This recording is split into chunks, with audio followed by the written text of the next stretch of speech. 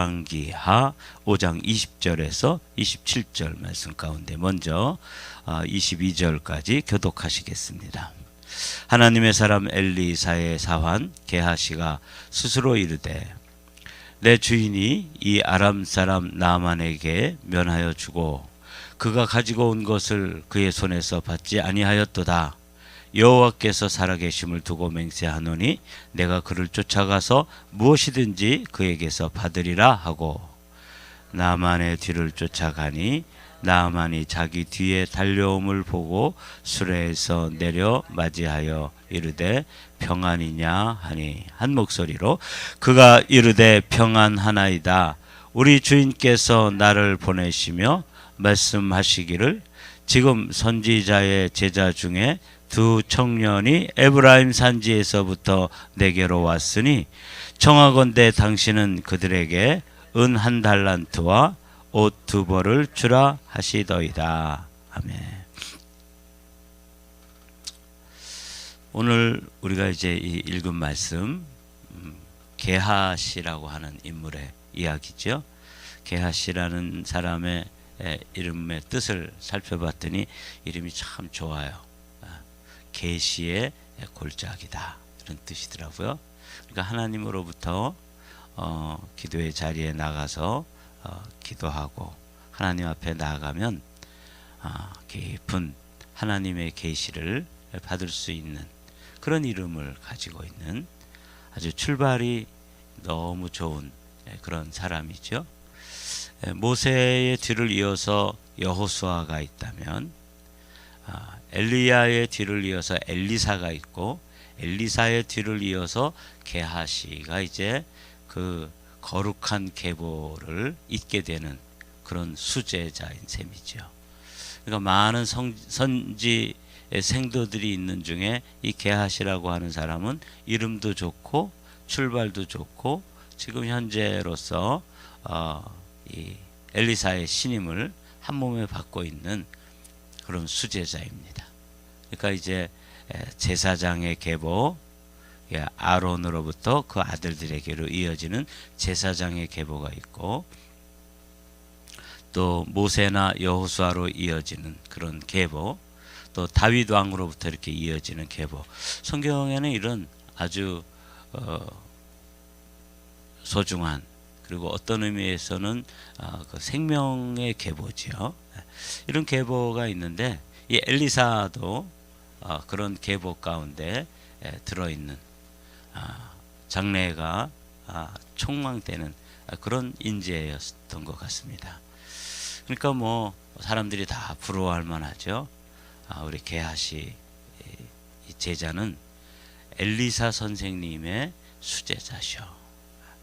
그래서 이제 이 게하시의 이름이 처음 등장하는 곳이 이제 열왕기하 4장에 수넴 여인의 아들이 죽었을 때 그 수넴 여인과의 사건 속에서 이제 게하시가 등장하는데 이 게하시는 그 놀라운 죽은 자가 살아나는 그 기적의 현장에 지팡이를 들고 달려가기도 하고 그 지팡이를 죽은 아이의 그 몸에다가 이렇게 얹어 놨더니 아무 일도 없었습니다. 그러니까 이제 이 게하시는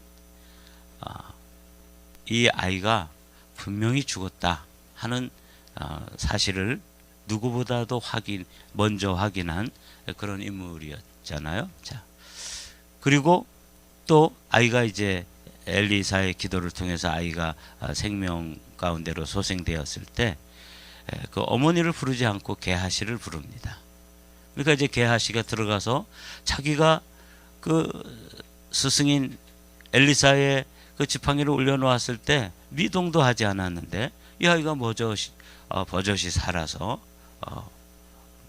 이렇게 움직이는 것 이걸 보고 그 어머니를 불러오라 그래서 이제 게하시가 그 죽음의 현장 그리고 다시 살아난 현장에 그렇게 있게 되는 이런 엘리사의 수제자였다는 거죠. 근데 이제 이 나만이라고 하는 이 아람의 군대 장관이 왔다가 가면서 이 게하시의 마음이 많이 흔들려요. 여기 이제 20절에 나오죠.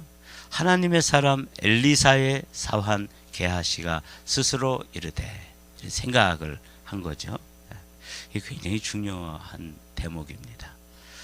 내 주인이 이 아람 사람 나아만에게 면하여 주고 그가 가지고 온 것을 그의 손에서 받지 아니하였도다. 선물을 뭐 약대에다가 잔뜩 싣고 왔는데 그거를 그냥 돌려보내는 거예요. 지금 이 게하시의 입장에서 보면 갈멜산에서의 신학교, 여리고에 있는 신학교, 또 길갈에 있는 신학교, 베델에 있는 신학교, 이런 신학교 본교와 분교들이 이렇게 있는데 거기에서 이제 그 선지 생도들이 먹기도 하고 자기도 하고 이렇게 해야 되는데 얼마나 그 재정이 궁했는지 뭐 들에 나가서 들 호박도 따다가 먹다가 죽을 뻔하고 그런 거 아시죠? 그러니까 이 게하시가 볼 때 이 엘리사의 행동이 도무지 이해가 되지 않고 납득이 되지 않는 거예요. 뭐 자기만 혼자 뭐 깨끗한가? 아니 좀 받으면 어때? 문둥병을 고쳐줬는데 뭐 선물 좀 조금 받았기로서니 그게 무슨 흉이 되고 그게 무슨 허물이 될까? 이러면서 그 마음속에 아주 불편한 마음이 막 생각이 들어온 거죠. 그래서 이 게하시가 하나님의 사람 엘리사의 사환 게하시가 스스로 이르되, 자기가 자기에게 이야기하는 거예요. 그러니까 독백이죠. 내 주인이 이 아람 사람 나아만에게 면하여 주고, 그러니까 아람 사람 이런 거 보니까 조금 이제 감정이 화가 나서 아람의 군대 장관, 그 지체가 높은 그런 군대 장관도 그냥 무시하는 거죠. 이방인, 지가 뭐 높아봤자 이방인이지. 그 선물을 가져왔으면 받아야지. 지금 재정적으로 신학교 재정이 어렵고 먹고 살 길이 없는데 맨날 게하시 보고 재정 조달하라고 그러고 그 신학교 살림을 이끌어 가야 될 사람 아니에요? 신학교에서 말하자면 뭐 부총장 정도 되니까 늘 그 재정적으로 쪼달리고 어렵고 그런 형편을 누구보다도 잘 안단 말이죠. 그러니까 이 엘리사가 이해가 안 됐을 것 같아요. 더군다나 엘리사가 처음서부터 그냥 초지일관, 누구 대접도 안 받고 누가 이렇게 호의를 베풀면 딱딱 거절하는 사람이었으면 또 게하시도 우리 스승은 원래 그런 분이야 이럴 텐데, 그 수냄 여인이 이렇게 대접을 하고 식사 대접하면 거기 가서 맛있게 드시기도 하고, 또 호의를 베풀어서 옥상에다가 아예 그쪽 동네 수냄 지역에 이렇게 지나가게 되면 거기서 이제 기도도 하시고 말씀 연구도 하고 할 수 있도록 게스트룸, 뭐 게스트하우스 같은 것도 하나 지어줬더니 덥석덥석 받았단 말이죠.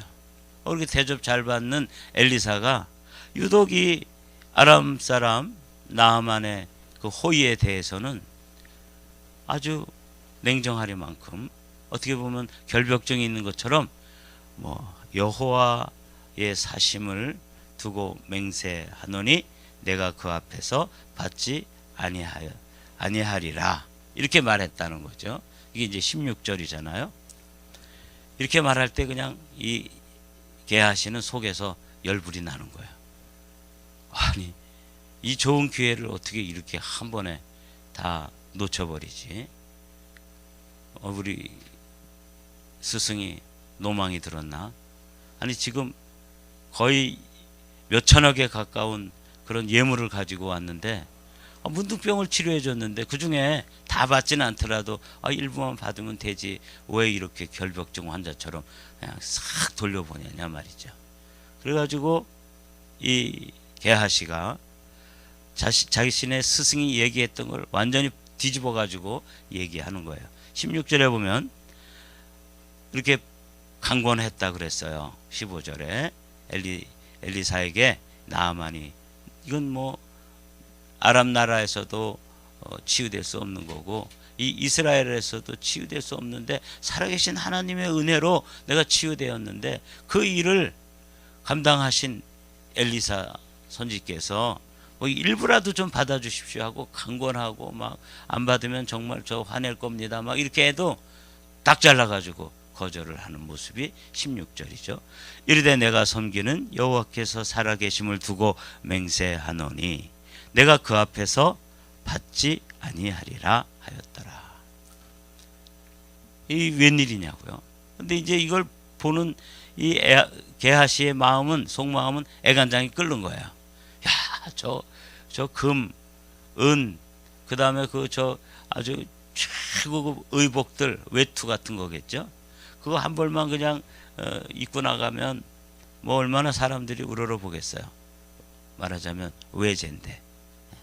제가 옛날에 시골에 살 때 미제 군용 잠바만 하나 이렇게 탁 걸쳐도 막 겨울에 따뜻하고 남들이 다 부러워하잖아요. 그거 이렇게 국방색으로 된 거 검은 물 들여가지고 탁 입으면요, 그 등치 큰 사람들, 이런 사람들이 그런 거 입으면 멋있어요. 그렇게 부러워하고. 근데 그거 살 돈이 없어가지고 늘 이렇게 부러워하기만 했었는데, 지금 이 아람 나라에서 그 제2인자인 나하만이 가지고 온 예물이 얼마나 귀한 옷이겠어요. 근데 그걸 받질 않겠다고 이제 딱 잘라서 거절을 하니까 이 게하시는 어깃장을 치는 거죠. 여호와께서 살아계심을 두고 맹세하노니 내가 그를 쫓아가서 무엇이든지 그에게서 받으리라. 너무 이 게하시가 이제 너무 아쉽고, 그리고 또 그 자신의 그 스승에 대해서 너무 실망하고, 현실을 몰라도 너무 모르는 그 스승이 원망스러웠던 거죠. 그래서 이제 달려가게 되었다 이 말이죠. 그래서 이제 우리가 왜 엘리사는 이렇게 완고하게 고집쟁이처럼 이 어마어마한 예물을 거절했을까? 엘리사는 시세를 모르는 사람이었을까? 엘리사는 당시에 그 형편, 자신이 선지 생도들을 모아서 이렇게 먹고 자고 기숙사비도 있어야 되고 난방비도 있어야 되고 학비도 있어야 되고 또 먹어야 될 양식도 사야 되고 이런 형편을 다 알았을 텐데, 왜 유독 이 나아만의 이 어마어마한 양의 예물에 대해서는 이렇게 단호하게 거절하는 것이었을까? 이게 이제 저로서도 게하시 편이에요. 저도 너무 심했다. 형편껏 하면 좋은데 그 중에 반만이라도 받아도 진짜 뭐 신학교 부지도 살 수 있고 건축도 해낼 수 있고 그동안 좀 못 먹었던 거 먹을 수도 있고 뭐 얼마나 좋습니까? 그런데 딱 잘라서 거절하는, 그것도 뭐 여호와의 살아계심을 두고 맹세하노니 안 받겠다? 뭐 이렇게까지 할 게 뭐 있어요. 그죠? 곰곰이 생각해 봤습니다. 세 가지로 이게 이 엘리사가 이렇게 좀 완고하게 고집쟁이 할아버지처럼 이렇게 한 데는 한 세 가지 이유가 있는 것 같아요. 첫 번째는 뭐냐면 하나님이 하셨다, 그거예요. 이건 자기가 한 게 아니거든요. 성경 말씀에도 거저 받았으니 거저 주어라. 그러니까 이게 자기가 한 것 같으면 자기의 능력과 자기의 영역과 자기의 경건과 이런 능력으로 했으면 뭐 좀 받아도 되겠지만, 전적으로 어떤 선지자가 문둥병을 고치냐고요. 이거는 정말 하나님이 하셨기 때문에 하나님께서만 영광 받으셔야 되는 것이죠. 그래서 엘리사는 첫 번째로 거절을 했던 것이죠. 그리고 두 번째 이유가 참 제 마음에 와 닿았어요. 하나님은 다르시다. 이제 이 아람 사람 이 나아만이라고 하는 군대 장군은 늘 뭐 이렇게 좀 고마운 일 있으면 넉넉하게 이렇게 선물도 주고 또 예의도 갖추고 이런 게 이제 일상생활이었던 거죠. 인간관계 잘한 사람이죠. 뿐만 아니라 자신의 그 나라 아랍 나라의 그 림몬이라고 하는 바알의 다른 이름인데 풍요와 다산을 가져다주는 그 림몬 제사장들 이런 종교 지도자들하고도 늘 교분을 가지겠죠. 그 영적 지도자들 중에서 왕을 아련할 수 있고 군대 장관 이 나아만이 전쟁터에 나갈 때 축복 기도도 해주고 예배도 드리고 그럴 수 있는 영적 지도자들이 있었는데 그 사람들에게 이 나아만이 이렇게 좀 넉넉하게 봉투를 두툼하게 해서 집어주면 뭐 덥석덥석 아무 뭐 그런 거 뭐 이런 걸 다 이러면서 받아가는 거 다 봤단 말이죠. 근데 유독 이 하나님의 사람 엘리사가 지금 보여주는 건 뭐냐? 이건 하나님이 하신 일이고 하나님은 너희들과 너희들이 믿는 당신이 이제껏 믿어왔던 신과는 다른 분이다. 당신은 이방인이고 하나님의 은혜를 받을 아무런 자격과 조건이 없지만 긍휼하심을 따라서 당신의 그 불치의 병 천형이라고 불리우는 그 질병을 치유해 주셨다는 거죠.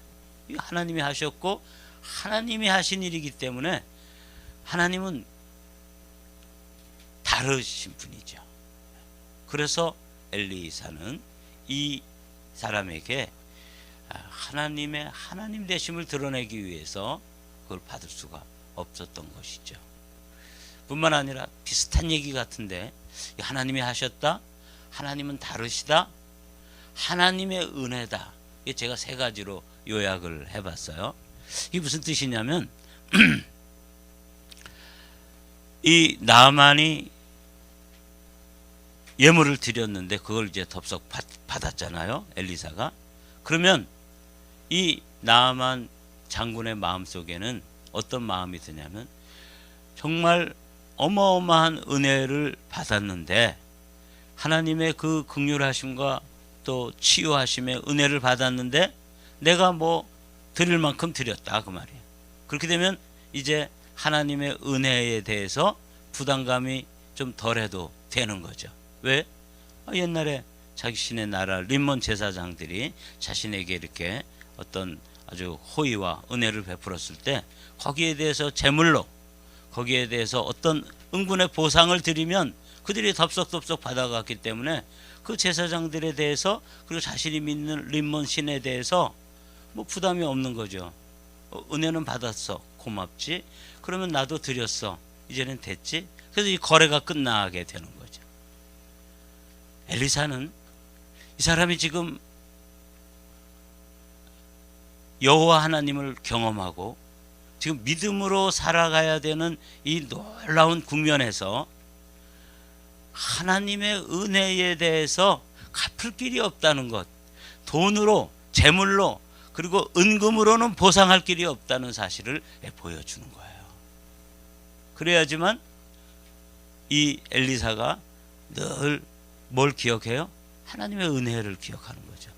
야, 이거는 이전에 내가 살던 방식으로 그냥 뭐 적당히 좀 부담스러울 정도로 좀 두툼하게 이렇게 그 답례를 하면 그다음에 자신도 부담이 없어지고 그걸 받은 사람도 또 이제 답례가 됐으니까 이제 더 이상 뭐 서로 이렇게 툭툭 퉁치고 가는 거 아니겠어요? 근데 하나님의 사람 엘리사가 그에게 이 하나님의 은혜, 지금 당신이 받은 것은 재물로 그리고 돈으로 그리고 어떤 예물로 보상할 수 없는 것입니다. 하나님의 은혜를 받은 사람이기 때문에 늘 그 은혜에 감격하고 그 은혜를 기억하고 그리고 은혜 가운데서 평안이 갈지어다 이렇게 축복해 주었잖아요. 어제 우리가 나눈 말씀이에요. 이 엘리사가 그 영혼을 바라보면서 이제 새롭게 하나님을 경험하고 다시 한번 그 우상의 나라 그리고 우상 숭배를 해야 되는 환경, 그곳에 가서도 믿음을 지키고 자신에게 베풀었던 하나님의 은혜를 늘 기억하면서 그 은혜 가운데 끝까지 가서 어디를 가야 되는 거예요? 마지막 그가 섰을 때 하나님 존전에까지 나가야 되는 거죠. 그러니까 은혜를 갚는 길은 재물로, 은혜를 갚는 길은 무슨 예물로, 선물로 이거 갚을 수 없다는 걸 지금 가르쳐 주는 거예요. 그거 안 받겠다. 당신이 받은 은혜는 그 금 몇 달란트, 은 몇 달란트 이거 가지고 퉁칠 수가 없는 어마어마한 은혜다. 여러분, 이게 이제 엘리사 선지자가 가르쳐 주고 싶었던 것 같아요. 그래서 이 나아만은 그 교훈, 이전에 림몬 씨는 그냥 돈 몇 푼만 좀 두둑하게 이렇게 봉투가 좀 두툼하게 해서 주면 뭐 다 통했었는데 하나님 그런 분이 아니시구나. 하나님은 다르시고 하나님이 베풀어 주신 은혜는 내가 평생을 갚아도 다 갚을 수 없는 것이 하나님의 은혜구나. 이걸 이제 깨우쳐 가지고 그가 믿음 가운데 서서 그 열악한 환경, 하나님을 믿지 않는 그 환경 가운데 돌아가서도 이 은혜를 늘 기억하면서, 그래, 나 같은 이방인인데 천지를 지으신 여호와 하나님께서 나의 이 불치병을 치유해 주셨으니 내가 끝까지 이 믿음을 지키겠다. 나의 달려갈 길을 달려가고 믿음을 지켰으니 이제 후로는 나를 위하여 의의 면류관이 예비되어 있을 것이다. 누구의 고백이에요? 은혜를 크게 받았던 사도 바울의 고백 아닙니까? 디모데후서 4장 8절에 있는 이 엄청난 고백인 것이죠. 이제 그렇게 살으라고 안 받은 거예요. 제가 볼 때 그래요. 하나님이 하셨다. 나는 받을 자격이 없다. 이건 하나님은 다르시다. 네가 이전껏 살았던 그 경험했던 다른 신들과는 하나님은 다르신 분이야. 그리고 그것은 금전 면입과 또 은전 면입으로 갚을 수 있는 은혜가 아니다. 당신이 받은 이 은혜라는 것은 평생을 다 갚아도, 그리고 하나님 나라에 가서, 그리고 또 영원토록 찬양과 경배를 드려도 다 갚을 수 없는 은혜. 저는 이제 이걸 생각하면서 엘리사 선지자는 이 깊은 생각을 했던 것이죠. 하나님의 은혜다. 그러므로 이거를 돈을 받으면 그 영혼이 망가지는 거예요.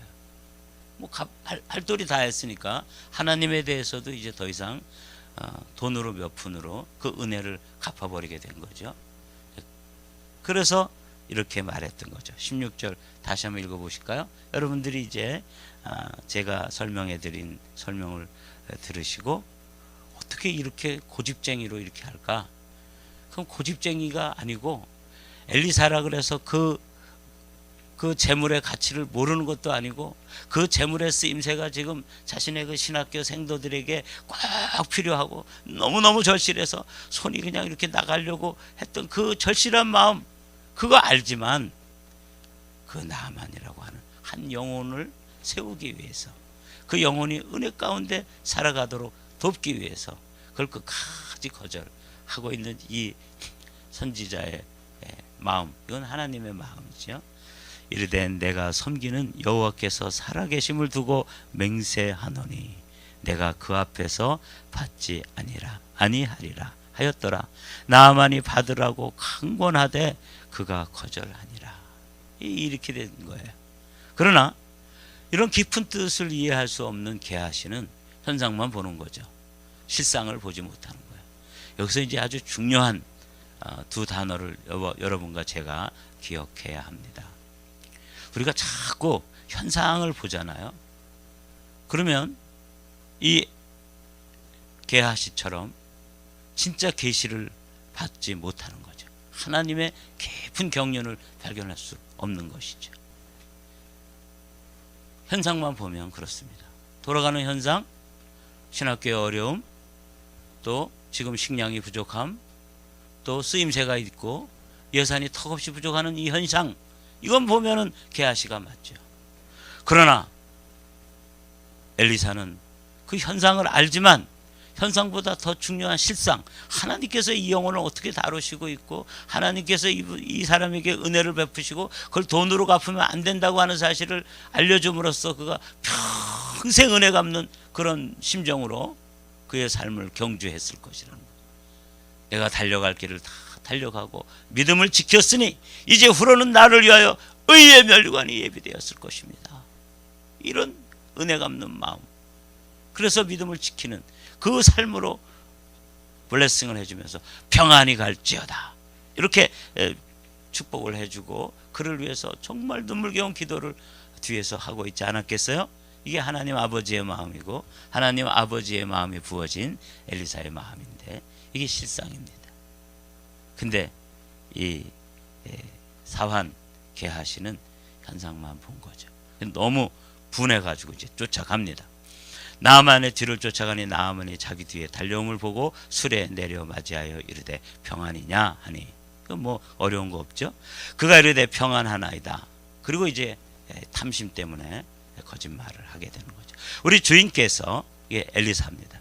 나를 보내시며 말씀하시기를 지금 선지자의 제자 중에 두 청년이 에브라임 산지에서부터 내게로 왔으니 청하건대 당신은 그들에게 은 한 달란트와 옷 두 벌을 주라 하시더이다.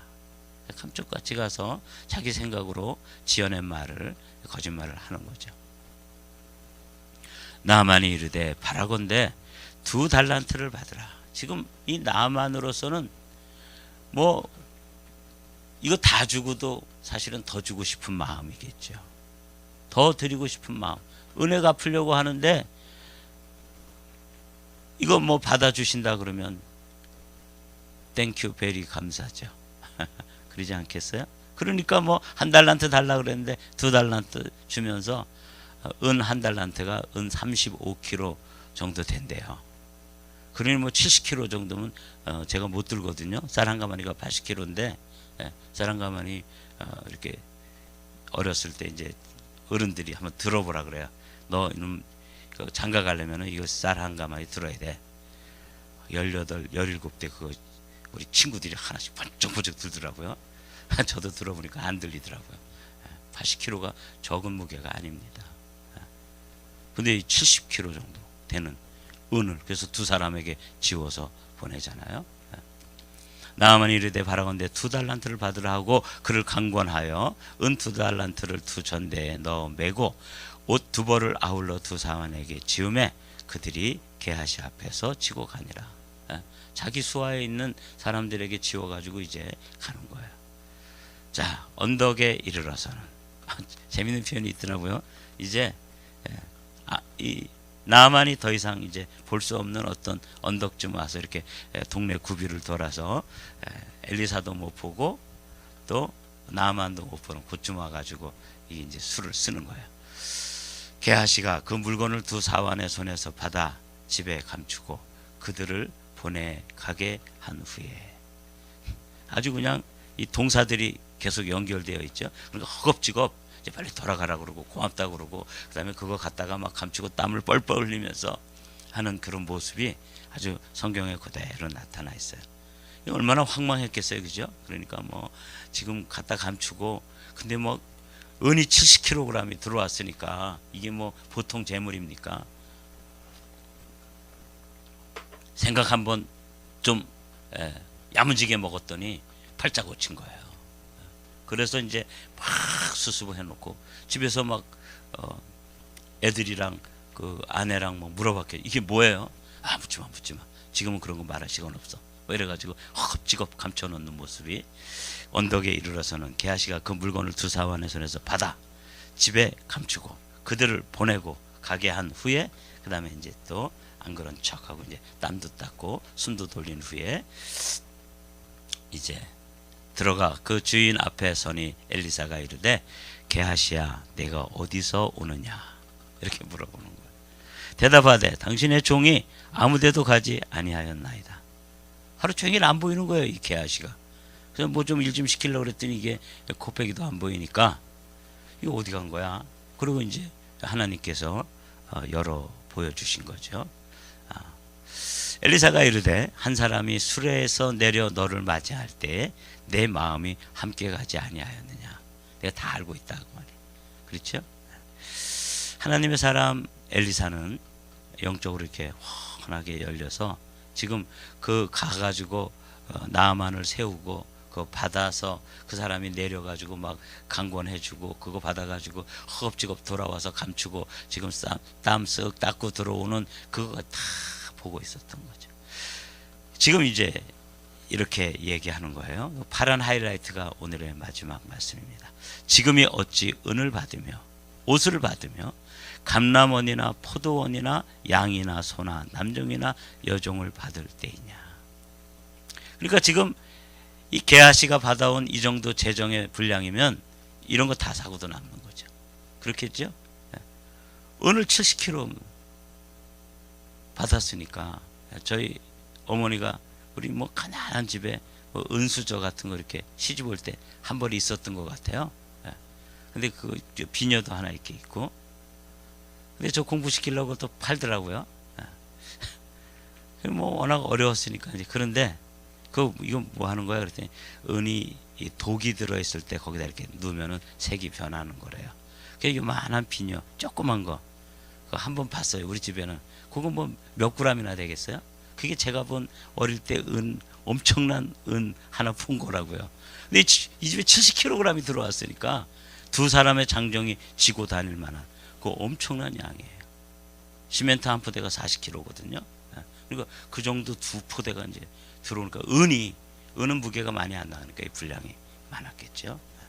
그러니까 그걸 가지고 옷도 사고 또 감람원도 사고 포도원도 사고 양 사고 소 사고 남종 여종 다 해가지고 완전히 팔자 고치는 거 내가 다 알고 있다. 그래서 27절에 굉장히 참 안타까운 이야기가 선포되어지죠. 그러므로 나아만이 나병이 내게 들어 나아만의 나병이 내게 들어 너 내 자손에게 미쳐 영원토록 이르리라 하니 게하시가 그 앞에서 물러나오매 나병이 발하여 눈같이 되었더라. 그러니까 그 치유받은 나아만의 질병이 게하시에게 그대로 옮겨 붙은 거죠. 이게 이제 참 불행한 게하시의 이야기입니다. 우리 이 말씀 읽고 마칠까요? 갈라디아서 3장 3절의 말씀 다 같이 읽습니다. 시작. 너희가 이같이 어리석으냐 성령으로 시작하였다가 이제는 육체로 마치겠느냐. 여러분 갈라디아서 3장 3절 외우기도 좋죠. 성령으로 시작했다가 육체로 마친 사람들이 성경에 얼마나 많은지 몰라요. 야곱과 에서 중에서 에서는 여기에 해당되는 사람, 베드로와 가롯 유다 중에서 가롯 유다는 여기에 해당되는 사람이에요. 다윗 왕과 사울 왕 사이에서 사울 왕은 여기에 해당되는 사람이에요. 그 뒤에 더 무서운 말씀 있죠. 시편 49편 20절 말씀 다 같이 읽겠습니다. 시작. 존귀하나 깨닫지 못하는 사람은 멸망하는 짐승 같도다.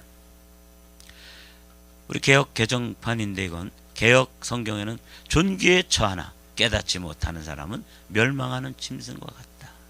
그러니까 지금 게하시는 탐욕의 눈이 어두워서 뭐가 된 거예요? 짐승이 된 거예요. 현상만 보니까 짐승이 돼버린 거예요. 엘리사는 지금 왜 돈을 받으면 안 되고 그게 엄청난 재정이 도움이 된다는 걸 다 알지만 그걸 안 받아야지만 그 영혼이 살 수 있고 그걸 안 받아야지만 그가 은혜를 유지할 수 있고 그걸 안 받아야지만 하나님의 하나님 되심을 믿고 돌아갈 수 있다는 그 실상을 알기 때문에 정말 몇 번이고 손이 나가는 것을 자제하고 안 받으셨을 거라고요. 왜 모르겠어요?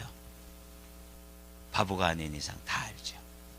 지금은 그런 거 받을 때가 아니다.